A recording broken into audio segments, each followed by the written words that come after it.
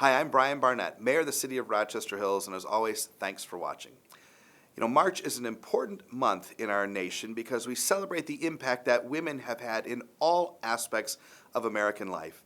And we make that celebration more local here this month by celebrating the women who've had an impact on our community's history. And it's interesting, you may or may not know this, but women have had an incredible and formidable impact from our very first days. Our real founding mothers of this community are people like Sarah and Bertha Van Hoosen, who really formed so much of our community in its early start. And throughout this city and this region's history, women like Matilda Dodge Wilson and others have played a formidable role in creating the community that we love. And today, from women running as mayors of this community to leading our hospitals in the past, our senior centers, our library, and so many important institutions to women leading in this nation, celebrities and leaders in industry like Madonna and Jenna Kramer, to NASA astronauts like Fiona Turret, women from this community have had a tremendous impact, not just here locally, but around the world.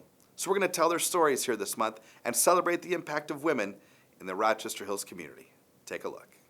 Born on the Van Hoosen farm in Stony Creek, Michigan, Sarah was the fifth generation of the Taylor Van Hoosen family to live on land purchased by her ancestors when the village was settled in 1823.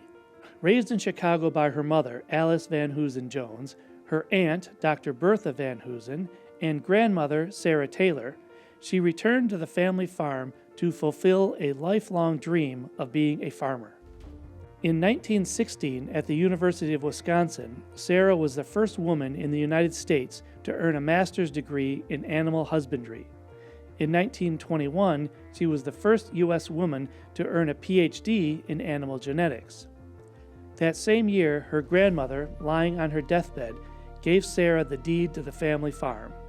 After returning to Stony Creek, Sarah launched her animal husbandry business, raising single-comb white leghorn hens. She eventually turned her attention to raising purebred Holstein cows, with an eye toward dairy farming, and the Van Hoosen farm grew into a four-pronged operation: cattle herd, milk production, poultry, and tillable land where hay, corn, and small grains were grown.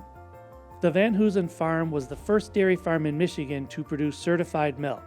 It was also one of the earliest dairy producers in the nation to fortify its milk with vitamins A and D.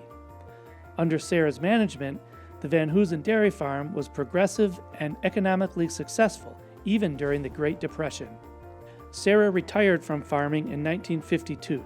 She donated her 350-acre farm, farmhouse, barns, and 11 homes in Stony Creek Village to Michigan State College, with the hope of establishing an educational living farm.